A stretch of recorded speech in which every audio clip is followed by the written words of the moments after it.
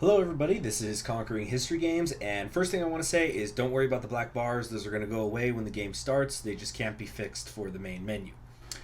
I am Conquering History Games, and this is a brand new campaign as well as a brand new game on the channel. This is Empire Earth, one of my absolute favorite real-time strategy games growing up. And what we are going to do is head through. Oh, you know what? I just noticed there's that guy hurling a rock behind the menu options here. Interesting. But what I'm going to do is we are going to start playing, as the thumbnail should show, through the English campaign of the four campaigns that are available to us. There are some really interesting ones here, and definitely let me know which ones you'd like to see me play in the future, perhaps. There's the Greek campaign that essentially runs from when the sons of Pelops first inhabit the peninsula, to the English campaign, which is going to cover from William the Conqueror until the Napoleonic Wars, the German campaign, which is World Wars One and Two, and the Russian campaign, which is an actual alternate history future. Which I think actually we've passed the start date of when that alternate history was supposed to begin. But you play as Novaya Russia and create a futuristic Russian empire.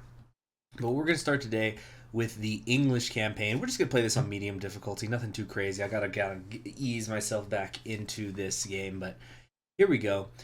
For hundreds of years, beginning in the 11th century AD, England and France battled for land, honor, and eminence in Europe and around the world.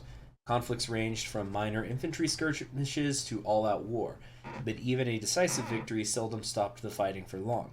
Take control of England and command her forces in one of the greatest international rivalries in history.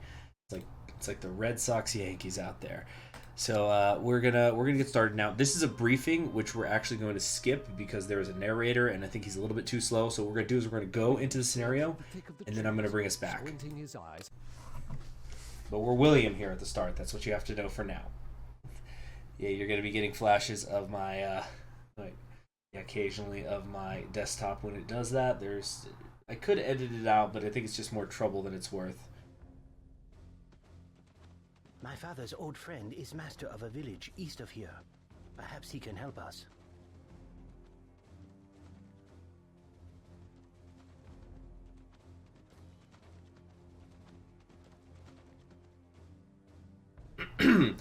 Okay, so there wasn't much of an intro there. So what I'm going to be doing throughout these scenarios is we're just going to start it up. We'll watch whatever the intro movie is for all the scenarios, and then we come back here so I can just read it because I'll read it faster. So the return of young William. The year is 1040. William stared through the thick of the trees, squinting his eyes in the early morning light to detect the enemies he knew were nearby. Motioning for his small band of men to follow, he slipped silently through the trees, moving forward, always listening, always watching.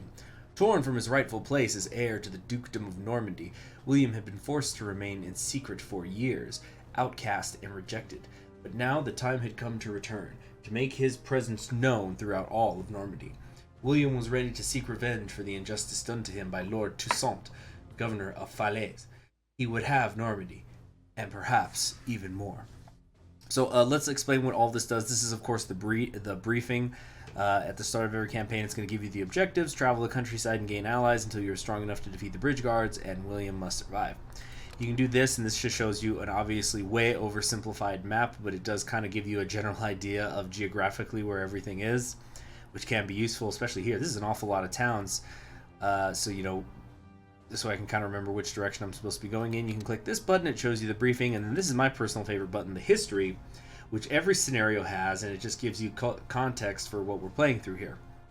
Now, William was born in 1027, so we are 13 right now. The illegitimate son of Robert I, Duke of Normandy. Robert perished from a fever caused during a trip to the Holy Land when William was only 8 years of age. Following the Duke's death, the struggle for who would gain the title Duke of Normandy was fierce. William's early years were marked by close calls and assassinations of those whom he held dear, including his own guardians, as they were asleep in bed. Somehow, William survived it all and grew into a strong young man. Near the middle of the 11th century, the issue of who was to be Duke was still not fully resolved. Sensing the instability, King Henry of France decided it was a good time to intervene in Normandy, overlooking a promise he had made to William's father regarding William's status. He sent troops into Normandy, capturing the border fortress of Tillieres. Another more serious strike was then made on William's territory. Henry entered the county of Hiesmes, burning and pillaging as he went. He then sacked the town of Argentan before retreating. Lord Toussaint, the Norman governor of Falaise and sworn protector of the region, did nothing to oppose Henry's incursions. If anything, it seems that Toussaint used the invasion to further his own personal gains, taking the opportunity to fortify the castle at Falaise. For William, this was something that could not be ignored. And then here you have the hints. So some of these hints are pretty useful. So this, in theory, you're supposed to play through these campaigns in order, but I have played through them all before, so that's why I'm just jumping in here. But like, for example, it says your first stop should be the village to the east. You begin with some resources, use them to purchase improvements. Talks about William's special ability, the 2 sections of the map. So there can be some really useful stuff here, and it's usually worth checking out. And then if you click this, it starts the narration, which, don't get me wrong, there's some great voice acting in this game, but it's a little too slow because it's being dramatic, as it should be. So, check this out.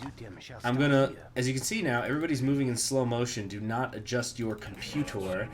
This is deliberate, because this is a way for me to help micromanage better the fighting. So for example, okay, I just ran into these these longbowmen here. I've got some of my own as well as swordsmen, which is kind of nice. Now, what we could do is, what I just did right there is I've used William's special ability. This is Battle Cry. This basically weakens the enemy. I'm able to use that using this blue bar of power here, which could be a maximum of 150, and it takes 75 to do the Battle Cry. So I can do 2 in quick succession, but then I'd have to stop for a pretty long time. Also, let's get upgrading these things with some of the resources I start with, like they were saying. Okay. Alright, so yeah, pretty much used up my resources. So the 2 abilities that William has, because there's 2 types of heroes. He's a strategic hero. He can use the battle cry to weaken the enemy, and he can also heal people whenever he's idle. So if I don't have him personally fighting, he can heal 1 unit at a time while they're in the midst of battle. Of course, we're going to speed things back up here. Now, it's pretty easy. I just use the plus and minus keys. So do not adjust your computer or whatever if you think something's wrong with the frame rate. You don't go fucking around with your Wi-Fi. It's probably just me slow. Like, see, slow walking, fast walking. So it's probably me, and of course, the fucking leaf blower guy shows up right now. Hopefully, he's not too loud out there, and you guys can hear me over him. Anyway, we're gonna have a cutscene here. Damn, it's a fucking amateur hour around here. I am William, the rightful Duke of Normandy. During King Henry's invasion, Lord Toussaint sought to take what is mine by birthright. I come to you to make a plea for assistance. If you consent to help, I shall reward you handsomely when I am Duke. Very well, young William. You shall have our help, and make God to be with us.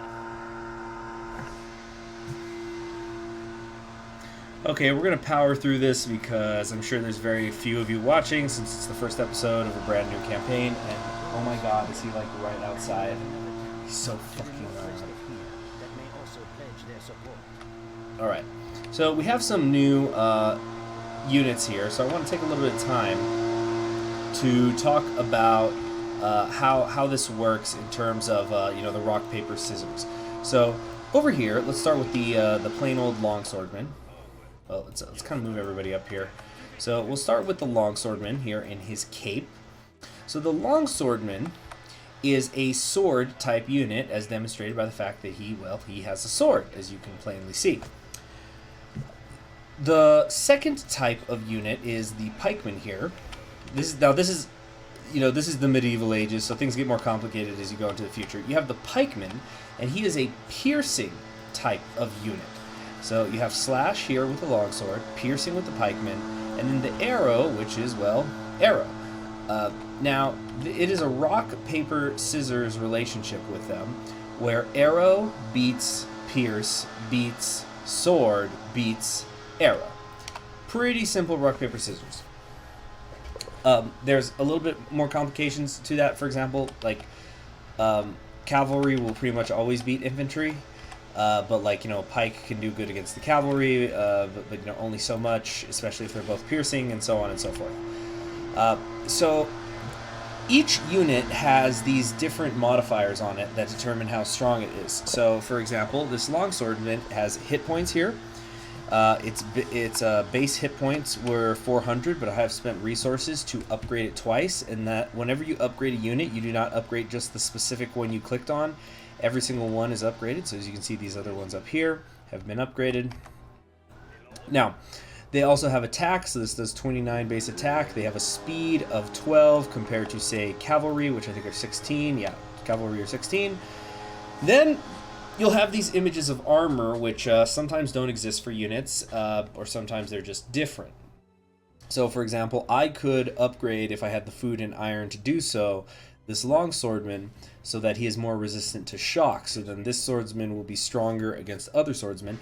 I can also increase his resistance to arrows, which he already starts just by being a shock unit. Then he gets this arrow armor on top of that, and then I could upgrade it even more, and so then basically archers do nothing to him.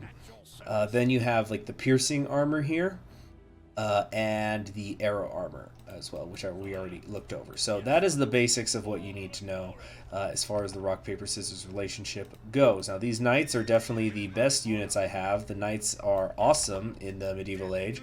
Essentially, the only thing that will ever beat them will be arrows. Like if you run into a lot of longbowmen, that's about it. So we already have a pretty decently sized army. Okay, wait a minute. Let's check here. Is this Falais? See, this is why we gotta check geographically what's going on here. Okay. So we're just gonna try to go up there, you know, keeping an eye on the mini-map.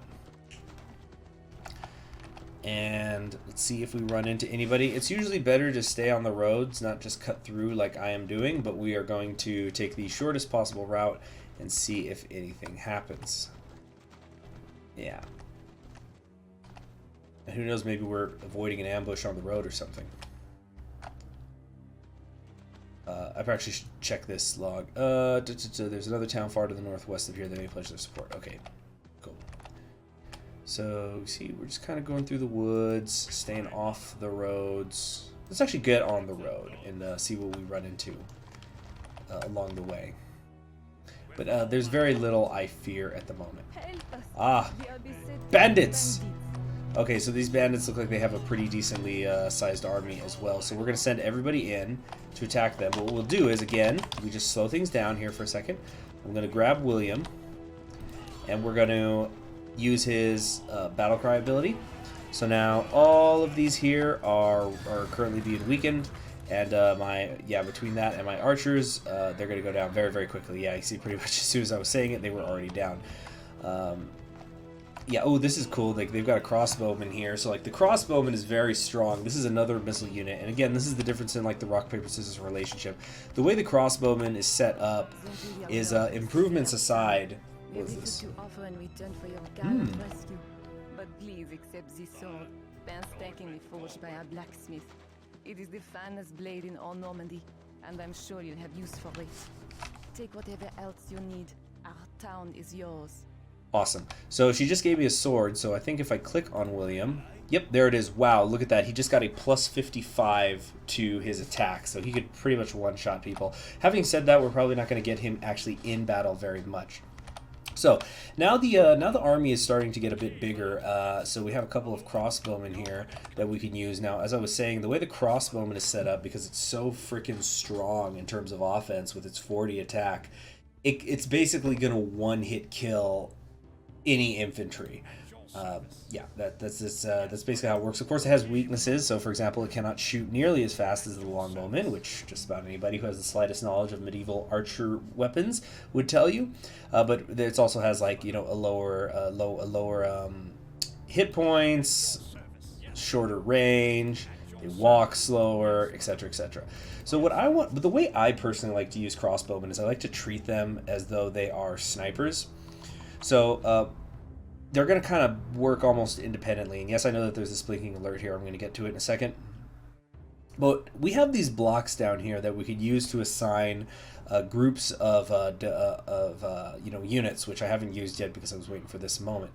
So what we're going to do is we have these 3 crossbowmen, so let's assign them to block 3. Let's also assign William to block 1. So now what I could do is just by clicking my keyboard, let's click 3, I can automatically select all of my crossbowmen at once. Which is a good tool to have, and then I can just grab William, and so I can just quickly. This is how you get your left hand to work, because usually it's the mouse that's doing most of the work in this game. What we're gonna do is we'll select everybody together. We're gonna assign that to. Whoops. We're gonna assign that to 9. Let's see, 4, 5, 6, 7, 8, 9. Right there, and while we're at it, let's assign these guys to 5. And I will also assign everybody except for William at 2. Great. Now we have this blinking crown here. This is when you get civilization points. As you see, we have gotten 5 points that we can now spend on any sort of bonus. These are bonuses that will last us throughout the course of the entire campaign, so they're going to extend it beyond this scenario. And that's why you have every single thing available. Obviously, there's some things you don't want to use. So, for example, I could like for aircraft fighters, I can increase their attack and also increase the flight time of my aircraft bombers. It's the year 1040 that is completely useless to me right now. So, for example, what I might want to do instead is come down here to my archers and increase their attack. I think that could be very, very good. Or if we wanted to think about towards the end of the campaign, I guess this is sort of spoiling things because I know what's going to happen. I could do something like go to, I don't know, sword cavalry for when we get to the Napoleonic era. We can get some speed here or something. Now, also, everything that you buy, its cost is going to go up after you get it. So let's say, for example, I don't know. Let's say I wanted to. Okay, it's going to cost me 4 here to increase my foot archer's attack, and then like keep an eye on cost reduction, which is 8. Cost reduction tends to be very expensive, so 20% more attack. Cost reduction would now cost me 12, so I can cancel that. So you definitely want to keep an eye on what you're getting and why. You also have some general civilization things. So, for example, cost reduction of all buildings by 15%. That costs you 11 points. Obviously, it's very, very good to have. Or like a 15% pop cap for your entire civilization. I mean, you know what? 5 points is just not very much. And I think we do get to hang on to what's ever left over. So for now, we're just not going to spend it on anything until I can think of something better to do with it. Alright, moving on. Let's increase the speed again.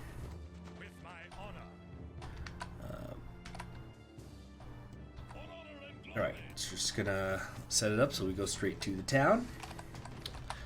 Now at the bottom we have a bunch of resources here. They're pretty obvious: food, wood, stone, gold, and iron. And this is our pop cap. And whoops! We are beset upon. Okay, yeah, there. So as you see, the crossbowmen instantly killed them as soon as I stopped. Now what I could have done is I should have really just hit P like that. It immediately pauses everybody. But anyway, let's keep. So I got to refamiliarize myself with the hotkeys as we make our way through this. There's the coast of France to our left. Now, see, I don't know if we had to go through this town and help them, but doing so did give us that those civ points, which is cool. Okay, are we gonna get a cutscene? Ooh, I'm seeing at least a couple pikemen, some longswordmen. Very nice. William? We have heard of your plight and pledge our support to you. The future Duke. Now we are strong enough to cross the river and enter the city of Falaise. Are we then? So yeah, now we've got everybody here. We gotta reassign this. No, there's still some more coming in. So we got more knights, more longbowmen. We have 30 men total, more or less. Well, not really, because for example, knights cost 2 on the population. And let's see here. If we go here, whenever your objectives update, it'll let you defeat the guards of Falaise and gain access to the city. So anyway, we have everybody assigned there. Let's pull out William. Again, we'll just have everybody except William at 2. So things are going really, really well. You know, it's not too difficult a scenario so far. I don't know where we got to go to get to the bridge. I guess let's follow this road. Now, whenever you are moving people in a group like this, they typically will all move the same speed. Even though, like, for example, the cavalry are faster, so in theory they should be rushing out ahead. It's really only happening on the turns. And usually when you're moving in a group like this, the differences in speed are so minute that you're very rarely going to get anybody left behind or lost. I could micromanage that sort of stuff more, but oh, what have we here? What have we here? Okay, cool. Looks like we caught some patrolling units. Yeah, I'm gonna make very useless. Like it's a 4-hit KO for a knight to kill a longsword. Doesn't take long at all. But yeah, we caught some. I don't know if these guys were just patrolling for me or if they had been sent to kill me or what. But they are definitely dead now, which is good.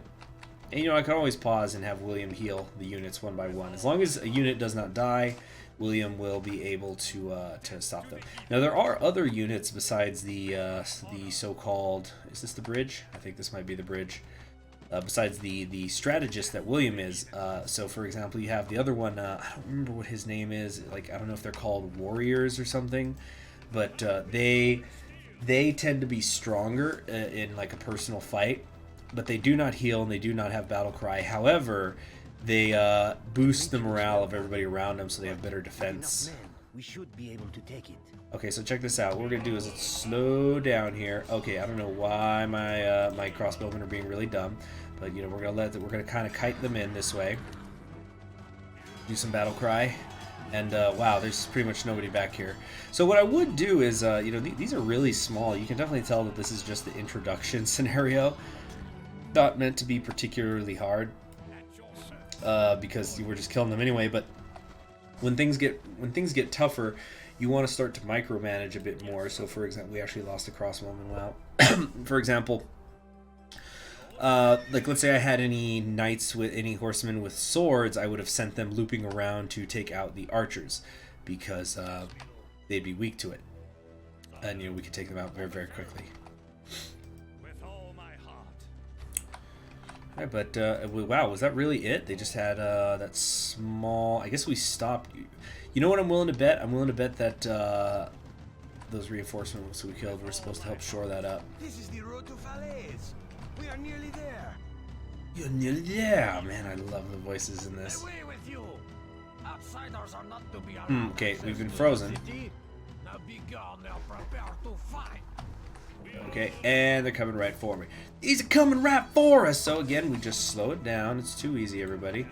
And let's do some battle cry right there. Oh, there's definitely some min-maxing I can do. Like, well, for example, I'll have all my archers key in on this knight, and take them out in just a matter of seconds. Okay, let's keep going then. Probably would have been harder if all of those units had just worked together. These ones and the one on the bridge. Might actually have been a fight. So how do I get in here? As we can, the gate is unlocked, but it's only going to be unlocked to people who are friendly to me. Oh, okay. Now that we have entered Falaise, we must secure the mayor's help. Come, we shall speak with him. So, you know, new objective, talk to the mayor. Pretty obvious, since he just said that. Usually the objectives are pretty obvious, but it can be good to check it out. Alright, cutscene. I think this might be a longer one. Young William, such a surprise to see you in Falaise. Of course, I shall be glad to place my town at your disposal. We know that Tustein has retreated to his castle stronghold directly north of here. He has a large army and many defenses. To breach his fortifications, we will need siege weapons and an army of our own. To raise a large enough army, we need additional resources. We will have to scour the countryside for them.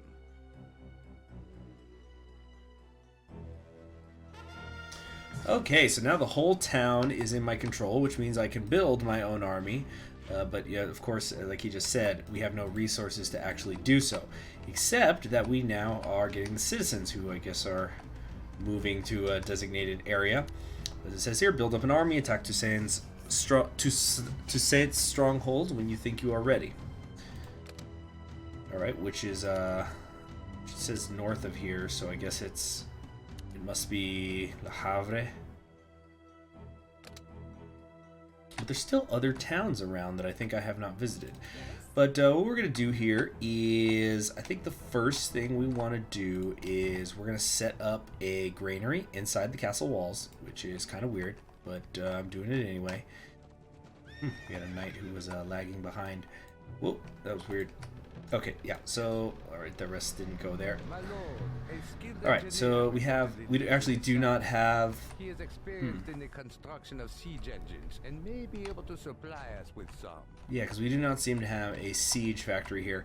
But, so this granary is supposed to help me make food, but I don't actually have the wood that is going to be needed. So, we're going to go... Let's go find that engineer for now.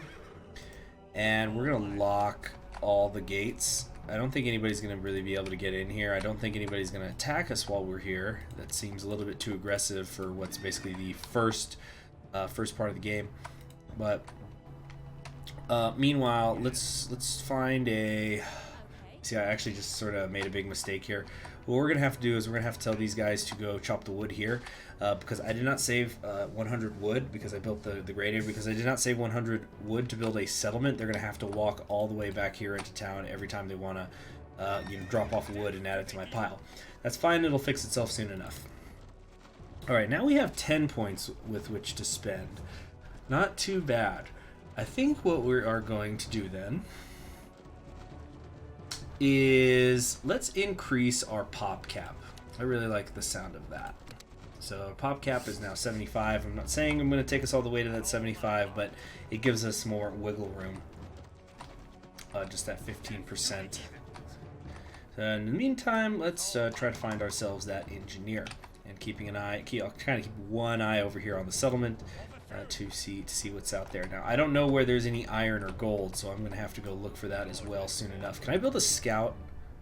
No, I'm not allowed to. That's fine. Actually, before I even build the settlement, I might build the... oh, here we go. Siege weapons, eh? Well, I have many available. Only 500 stone apiece. Make your selection, good sir. Okay, cool. So I do not have any stone, so I can click these without purchasing them. You don't have enough stone for that. I can't be giving my goods away. Right. So anyway, like it says here, the ram is a battering ram. It's pretty obviously is just for buildings. It has a really high attack, 200. But it's slow, it has no armor, not the greatest HP either. But if you can get it, attached to a building, to a gate, it's going to go down in a hurry. Over here is the ballista, which has significantly less attack, but it has an area of effect, and it's basically more meant for as an anti-troop siege weapon. And then finally we have the trebuchet, which is almost as strong as the ram, and of course has the benefit of being able to be used from range. And it actually has a little bit of armor as well, and you can sort of use it against enemy combatants, although it's not going to be as good as the ballista. But I think we're going to be doing trebuchets because everybody knows trebuchets are the GOAT. But we don't have any wood. Where are we going to find some? Alright, first let's get a couple of civilians farming food. And we will figure it out from there. Oh, looks like we found some sort of... Geez, these crossbowmen, they're so dumb. Sometimes I swear on me, mom. Okay, so we're gonna... I don't even think we need to use the battle cry. We're able to make some short work of these people. Again, though, we're trying to find a stone pile. And what I might end up doing is just sending like a knight out, just scouting around. Because then if he runs into any resistance, I could just have him run away quickly. And nobody should be able to catch him. So let's see here. We're gonna need 40 more food. These guys are gathering food right now, so we'll be able to take care of that quick. And then we'll have a cavalryman go scouting out while I move with most of our army up these roads, because roads have to lead to towns, right? Otherwise, what the heck did they build the road to? Wow, it's been about a half hour. Jeez. Oh, this game, I used to like it so much, and time would just fly as I played it. Alright, so we have bandits over here. Looks like a gold mining operation. Seems well defended, but perhaps we can seize it. Now, there is a tower here. Towers are very, very annoying to deal with when you don't have siege equipment. So, we might go do that because, yeah, gold mining operation, if there's already an established gold area here, could be very good to grab that. But we need stone to build the siege equipment. Can I just build a siege factory on my own? Is that going to be allowed? Nope. Nope, they do not allow that. But in the meantime, we'll also build a settlement right here so these citizens don't have to keep traveling back and forth so much. These guys aren't doing anything because they didn't have the wood. Alright. Oh yeah, we'll set up the cavalry. So one of these, the cataphract. The cataphracts are very good defensively. Basically, as long as you do not send them against pikemen, they can last a very long time. They're essentially tanks. You know, not as offensively powerful as the knight, but definitely good for holding on to an area. I'm starting to wonder if I should just take on this gold operation without any stone. Just screw it. Alright, now what I can do here is I can click this button here, explore, and he's just going to go run around. And also I can hit shift and it's going to show me where he's going to go. So for some reason he's going to this point, and now he's going to go outside. It's just kind of random where they go. So what I want to do here though is we are going to park the army outside. Now this is something this might sound crazy because, you know, obviously if he dies it's over. But I like to scout with my heroes because they have very good HP. And, you know, they tend to be on horses. So, okay. As we can see, there is a second tower in this area. And we're also going to now kind of kite in these three longswordmen. So that wasn't much of a problem at all. Now, what we could try to do is take these out one at a time, as long as they remain isolated from one another. I'm going to kind of scout down here past the tower and see if there is not... or, yeah, I guess we can... You know, it's probably smarter to just go along the outside here.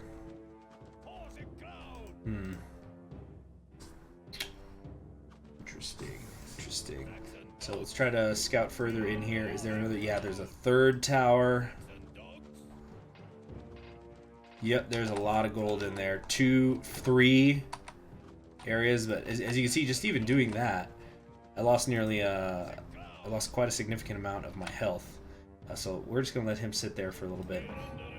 Okay, we're under attack here. Oh, stop it. The castle walls are far too strong for us to destroy. Oh, shoot. Damn it, I lost this. Yeah, as you can see up here, the Lord, he's got at least 3 towers here. There's probably more on the other side of the road. We 100% are going to need siege weapons if we're going to go up there. This is just bonuses to our iron and wood gathering. In fact, you know, usually you don't want to do that. But these are just bonuses you can give the buildings. So by researching these in the town centers, whenever I do find gold and stuff, we're able to do much better. Damn! I was thinking about coming over here to the temple and creating a prophet so that I could use his mystical powers, like Earthquake, but no, they definitely want you to use siege equipment. So we lost the cavalrymen, but that's fine. We'll just build one more. You know, we do know where the gold is now. I think what we're going to do here is we are, in fact, going to just rush these towers one at a time. And so the idea here will be that we just, you know, we keep him healing whoever's getting hurt. This is not going very well, but you know, if we can get our hands on the gold, we can have a continuous supply of troops that we can build. All right, keep it up. Why is this knight? Yeah, sometimes if you order units to attack a building and there's not enough physical room for them to attack around it, they start to just attack any neighboring buildings instead, which is a little weird, but I guess makes sense. Alright, finally, let's go and attack this last tower. I think it's the last tower. Yeah, I'm quite aware that we're under attack. We're not going to kill the civilians because maybe if I'm lucky, it'll just kind of come over to us. I'm not sure, though, if that's how it's going to work. It has been a while since I played these, so some of the finer details are going to be forgotten. Oh, nice, there is iron up there. And as you can see, we just got some more civilization points because we did that. So it pays to do the side quests. I want to do a cost reduction for buildings. That's a really good one to have. Oh, we can't. It's going to cost too much. Alright, so in the meantime, looks like we're just going to kill everybody in here. I guess we're just going to clear out the the settlement. So they're just bandits that we're killing. It's not a big deal. So let's start sending some people down here. You want to send 5 civilians at a time down to an area where you're trying to create a new resource mining operation, because after you build a settlement, it takes 5 citizens in order to have it upgrade to a town center that's capable of creating its own citizens. So that's why we're sending 5 down here, so then we never have to send any again. And I suppose we are also just destroying these buildings that are around here. Houses are interesting. Houses are good for defensive purposes, but we probably are not going to be building any in this playthrough, because we're going to be the ones going on the offense. We're not on defense. But this is a terrific area, and this is where the increased population cap is going to come in handy, because I believe I can put 3 people on each of these mining areas. So not 3, pardon me, I meant 6. So we can have 36 people working this area, which is of course enough that I wouldn't be able to build any more of an army, but we can very quickly accumulate lots of resources, which is incidentally why I wanted to go for the granary first, so we can start to get lots of food coming in. All right, but this area is cleared out. Let's go see what else we can find out there in the world, because there's 1, 2, 3. Let's come over here and then go south, see if we can find another town, maybe go get some more points out there or something. And here, let me show you a perfect example of what I'm talking about. We're going to come over here. And just like that, now we have a new town center. This is what I was talking about. Actually, let's move this over here. So we're going to fill those last 2 slots. Now, you get exploring again. But what I'm going to do, I kind of screwed up. This guy was on aggressive. We're going to put him on scout behavior. So now, if he gets hit, he'll just immediately run. This university lets me do other things too, but they're not useful for my purposes. We've got to find some stone. There must be some out there somewhere. All right. What we're going to do is we're going to put the settlement right here. Right in the middle of everybody. Things like that would be best. And get working on, mining. Could also build a hospital eventually. I think that also requires stone, though. Yeah, if everybody just help build this so we can get done faster. Okay, take the 5 of you. Do this. All right, now we'll start the gold. Iron is next. Let's go over here. Come on, get on the other side of the bridge, everybody. What in the fuck are you doing? Oh, is there a second bridge? No, that would kind of screw with the whole concept of the level. Let's hit the plus button a few times here. Over the hospital, nothing we can do there, nothing we can do there. Ooh, we can build some cavalry archers. That's interesting. I'm probably not going to go too heavy on the cavalry. It just eats up too many resources. Not resources, I meant pop cap. And I think that cavalry is not necessarily worth 2. It is not necessarily worth 2 of 1 infantryman. 2 infantrymen is not equal to 1 cavalry. Like, the cavalry is probably 1.5. Of course, these things always depend on certain situations, and we have to consider that we're going to have the siege weapons at some point, which is also going to eat up the pop cap. What we're probably going to do is actually maybe just keep this current army. Of course, I'm going to upgrade it, and then bring it up here with a couple of trebuchets and slowly start working our way through destroying all these towers before we actually assault the main castle. Just a thought, though. That's just me thinking out loud for the moment. Alright, so we have the 6 here. Let's now get another 6 working on iron. Another thing that you can do to increase how your resources come in is you can continue to fill this up. So if I fill this up to 15, it's going to turn into a capital. And then if I continue to fill it up after that, up until there's 50 civilians in there, there's going to be more and more of a resource gain bonus. Because I guess the idea is that there's more people in the capital, so they're more effectively... they're being more efficient with all their all that. Oh, here was the problem. This gate was locked. Yeah, I don't know why I locked them. There was really no need for me to do that. All right, well, he's still scouting around. Still no sign of stone anywhere. Yeah, I had that locked, so that's when my units would just kind of move south a little bit and then stop, because they actually did not have any way to physically get into this area. Because when the gates are locked, not even you can move through them. When they're unlocked, they still say locked to outsiders, but if you have a unit nearby it, they'll open on their own. So if you have your gates unlocked while there's a fight going on, you might accidentally let enemies in. So obviously you don't want to do that. Right, but all the resources are starting to steadily come in now. And again, we are going to... I'm just going to max out all of these for now. Let's also start getting some bonuses here. I think some attack bonuses for my pikemen will be in order. This costs iron and food, incidentally. Ah, looks like there is another village here, perhaps. No? Oh, what's going on here? There's no event for finding this place? Nope, it's just some random village. There probably was something for that if I had been there before I crossed the bridge. Just guessing, though. I have no way of knowing. Where the heck am I supposed to get stone?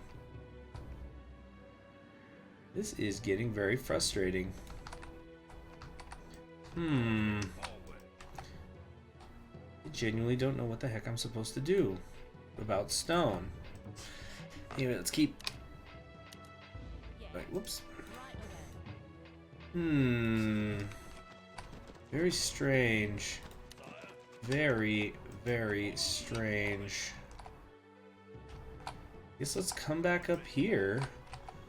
Damn, there's no way with these 3 towers and who knows how many more around, we absolutely are going to need siege weapons in order to deal with this. Let's build another couple cavalry and get looking around some more. Very confused. Where can I find some stone?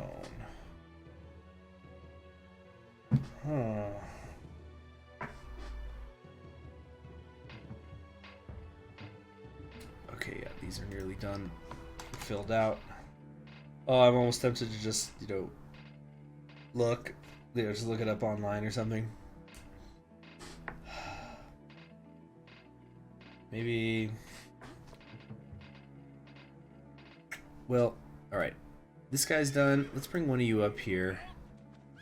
Make it 2. Have you scout this area, or is the... Let's see, there's too much dense forest to get through here. Maybe... This is all mountainous. Mountain. Looks like this is an open area, actually. Send one of you down there. Where the heck am I supposed to get stone? I don't think I'm going to get stone if I just delete these, which I don't think I'm allowed to anyway. Like if I did... Yeah, okay, I could destroy that. That doesn't give me anything back. Where the heck is the stone? You know what? Let's have you come over here. There's a road. Let's check out what that's about. Maybe.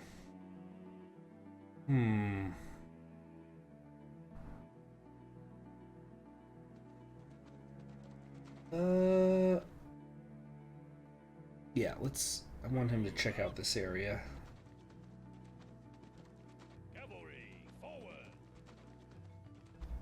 Yep, this is a long road. There's definitely going to be something out here.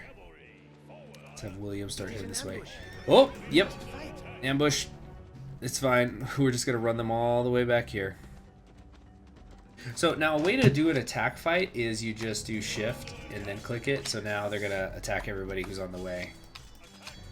Oh shoot, lost that guy. Oh no, I didn't pay attention. I wasn't micromanaging. My bad. Alright, what do we got here? Some of Lord Toussaint's men. No problem at all. Come on. Show me the stone. Yeah, there's a village over here or something. Got here settlement. Where are you coming from, girl? This little area here, greenery. So it be resources you are needing, eh? Well, we will give you all that we have.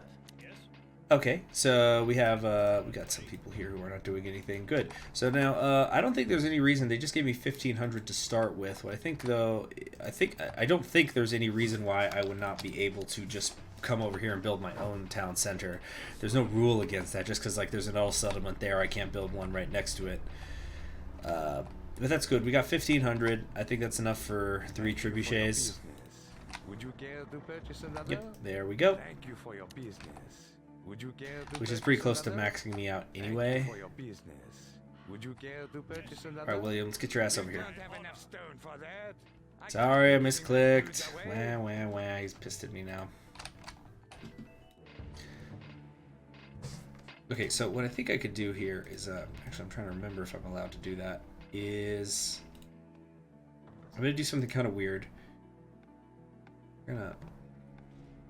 I'm gonna try to now increase the resource gain efficiency first by building 10 civilians here, or let me change my mind what I'm saying. Okay, let's do, I cannot garrison or populate the building. Okay, so then we're gonna click that. Alright, we cannot go above a town center. Alright, well, I guess at least we should upgrade as much as we can, all of our units, so like better range would be good. I don't think I need the hit points, so let's do that. What's under attack? Oh shoot, I did not mean for him to be up there. I forgot to put him on scout. So yeah, there's 6 towers as we can see. Quite a lot to get through. It would be pretty unrealistic for us to get through that. We've got the cataphract all maxed out. Same with the longswords. Let's increase that a little bit. Maybe also the shock. We've maxed out our improvements. Now armor, incidentally, you'll notice whenever I click one of these upgrades, it goes up by 2. You can only go to 10, but armor upgrades are only 1 each. So that's something to keep in mind. Let's up the speed of my knights here, and increase their armor a little bit as well. Okay, so is that I think I was ready to just about max out everybody. And now we're gonna have a brand new town center. We can start getting in on this sweet stone action. Now, all of you I want on stand your ground. You two also. We're gonna move forward, but they're gonna be strictly defensive. Like we're gonna kind of move them up to the tree line here, and they're just going to. I'm just gonna deploy my main units if the trebuchets come under attack due to a sally forth by the enemy. As you can see, these guys are all on stand your ground, but the tower is in range, so we can do some damage here. And as we'll see, let's see, he's got, yeah, it's doing like 600 damage to each of those. It's only going to take a few good hits. Now, let's take these 3 out. Something like that. Move them all forward just a little bit. Definitely well out of range. Yeah, these don't have a chance.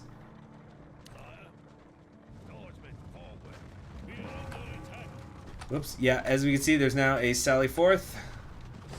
Alright, stop this, and then we are going to move everybody to aggressive. And it's a pretty sizable army, as we can see, so we want to use that battle cry. And let's make sure that my archers are actually firing where they should. Let's use the trebuchets a little bit to work the rear. We're making really short work of them. It looks like these towers actually, wow, these towers have been upgraded. That's very unusual. Actually, they cheated with how they upgraded it. They've been given 3 upgrades to the range. You're only allowed to upgrade anything by 2. So the AI is being a big fat cheater. Alright, but there you go. There's the last of them. Okay, we want to make sure everybody is back on stand your ground. So you see, this is good that I upgraded my trebuchets, because otherwise the towers would actually be able to hit them because they'd be at the same range. But obviously I have to now rebuild my army, so let me get working on that. Let's do like 5 and 5. That'll put me at 7, 5, 5, 5 maybe. No, we need to get some. What are we short on? We don't have much cavalry left. Let's get some of those up there. And where's my archery range? Over here. 5 of those up. Okay. So, let's see what we could do about taking out the gate itself. And there's more towers on the inside, so great, we have that to look forward to. But we're going to up the speed quite a bit now, so that the units I have queued up could start making their way over. Well, we have this locked for a stupid reason. Alright. We're actually not building, we're not getting any stone coming in that fast at all. But we have more than enough steel and iron, so I think we can just start to delete these to clear pop cap room. Can only do one at a time though. I guess it's in case you accidentally delete them. They don't want you to like kill your whole civil or accidentally select them, so you don't just get this situation where like all your units die at once. Okay. See, this tower is getting a defensive bonus because of these houses. Houses in the range of a capital or a town center grant bonuses.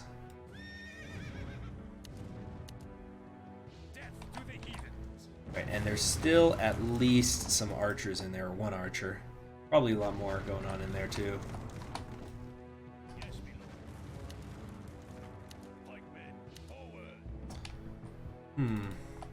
See if I can. Let's see how these 3 trebuchets do against one archer. No, they're just letting it happen. They're not charging. It's interesting. Why don't they charge me? Oh, there it is.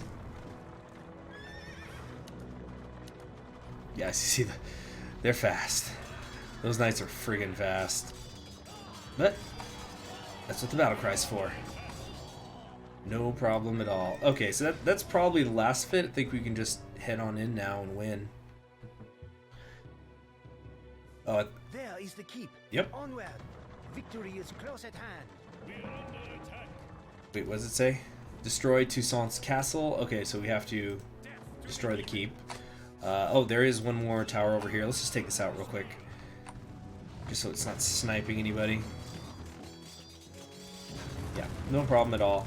And there you have it. That should pretty much be the end of the scenario, I think. We've explored about the whole map. And yeah, wow, this is they definitely made it so that you'd have to kill everybody in the castle before you could actually attack the castle, because this is taking so long to go down. The siege weapons were certainly a necessity. And there you have it. There's the first scenario. Let's see what the ending cutscene is. The keep is in ruins. Toussaint has been defeated. Toussaint, my bad. Wow. Toussaint.